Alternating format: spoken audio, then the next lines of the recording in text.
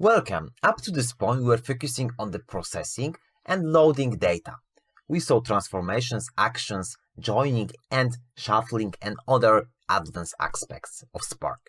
In this fourth section, we'll be saving data in the correct format. So we'll see how to save data in a plain text. We'll be using Spark Standard API to save our data. Also, we'll be leveraging JSON as a data format. We'll see how to use Standard API to save JSON. Spark also gives us CSV format out of the box, so we'll also try to leverage that format. Next, we'll go to the more advanced schema-based formats that support is required to import third-party dependencies. So we'll be using Avro with Spark, and at the end, we'll be using and saving columnar formats Parquet. Also, we'll see how to retrieve our data to validate that we saved our data in the proper way. And this is a first video in which we'll be saving data in plain text. We'll see how to save data in plain text. We'll investigate how it was saved into Spark directory. We'll be loading plain text data then and testing that save and load yield the same results. So here is our save plain text. We will need a file name, and in fact it will be a folder name. You will see that Spark is creating couple files underneath. We are extending before and after each in our test case to clean our directory after every test. So we are saying that path should be deleted recursively. So whole path should be deleted after test. So it is needed to rerun test without failure. But for the first run, we'll comment it out to be able to investigate the structure of saved text file. Next, we are creating an RDD of two transactions. User transaction for user A100, user B200. Next, we are coalescing our data to one partition.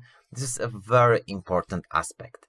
If you want to save your data into one file, you need to coalesce it into one. But there's important implication of that.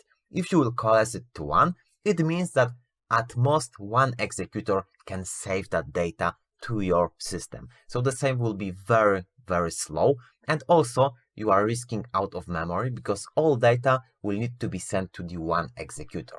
So in practice on production environment, you will try to save into as many partitions as you have executors or even multiplied by some factor. So if you have 16 executors, then maybe you want to save it to 64, but it will result in 64 files. So for test purpose, let's save it to the one file. We are saving it as a transactions.txt. Next, loading is even more simple. We only need to pass a file name to the text file method. It will return the from file. And at the end, we are asserting that collecting our data will yield the same elements as list of string, user transaction A100, user transaction B200. But important thing to note here is that a list of string. Spark doesn't know the schema of our data because we are saving to the plain text. This is one of the cons of plain text saving because loading that data is not so good. We need to manually map every string to user transaction if you want to. So we will need to parse every record manually. But for the test purpose, we are treating our transaction as strings. So let's start this test and see the structure of folder created. Our test passed and we can see that transactions.txt appeared. Inside of it we have 4 files. First one is a success. It means that saving succeeded. Next we have part 0, CRC. This is a control sum to validate that everything was happening properly, that save was proper. Next we have success and also part 0. So both files have control sums, but part 0 is having all data. So we have user transaction A100 and B200.